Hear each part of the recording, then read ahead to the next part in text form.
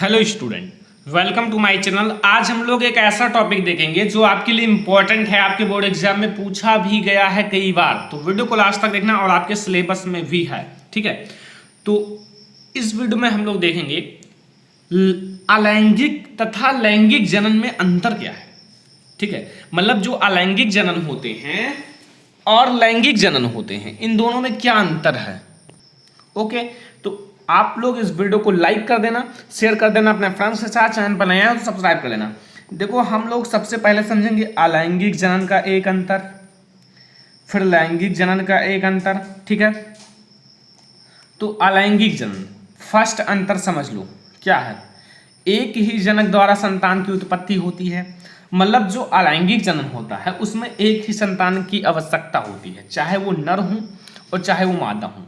इसीलिए यहाँ कहा गया है कि जो अलैंगिक जनन है इसमें एक ही जनक की आवश्यकता होती है, एक ही जनक के द्वारा संतान की उत्पत्ति हो जाती है। जैसे अमीबा है, अमीबा आप देखे होंगे, जैसे अमीबा में एक ही अमीबा होता है, वो टूटकर दो अमीबा में, और दो अमीबा चार, चार से आठ, आठ से 16, ऐसे ही अमीबा पूरे तालाब में फैल जाता है। और इसमें एक ही जनक, चाहे नर हो चाहे मादा, इससे संतान की उत्पत्ति हो जाएगी। एंड इसमें देखो, ये फर्स्ट है, इसमें प्रायः दो जनकों की आवश्यकता होती है। इसमें प्रायः दो जनक होते हैं, एक तो नर होते हैं और एक मादा। एंड फर्टिलाइजेशन यानी कि निषेचन के द्वारा नए संतान की उत्पत्ति होती है। तो अलैंगिक जनन में एक जनक की आवश्यकता होती है, बट लैंगिक और अलैंगिक जनन में प्रायः दो जनकों की आवश्यकता होती है।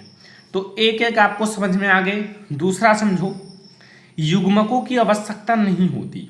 मतलब जैसा नर युग्मक और मादा युग्मक होते हैं ना, तो उसमें युग्मकों की आवश्यकता नहीं होती है। अतः सभी विभाजन समसूत्री विभाजन होते हैं। मतलब अगर दो जनक होते हैं तब अर्धसूत्री विभाजन होता है। अब इसमें एक ही जनक की आवश्यकता भी है, और अगर एक जनक की आवश्यकता है तो याद रखना समसूत्री विभाजन होता है। इसीलिए अलैंगिक जनन में समसूत्री विभाजन होता है, क्योंकि इसमें कोई भी युग्मक की आवश्यकता नहीं होती है। एंड इसमें युग्मकों के निर्माण के लिए अर्धसूत्री विभाजन होता है।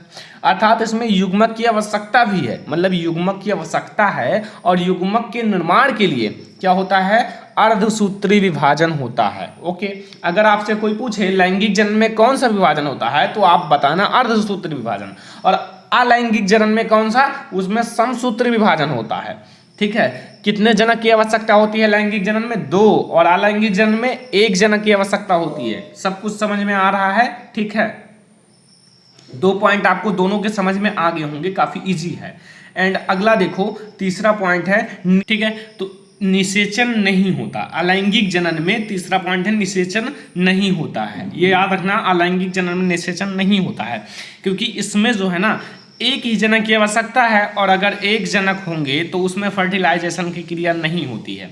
बट लैंगिक जनन में निषेचन होता है, मतलब इसमें फर्टिलाइजेशन की क्रिया होती है, क्योंकि इसमें प्रायः दो जनकों की आवश्यकता होती है। कितने? दो जनक की आवश्यकता होती है, ठीक है। तो ये आपको तीसरा पॉइंट समझ में आ गया होगा।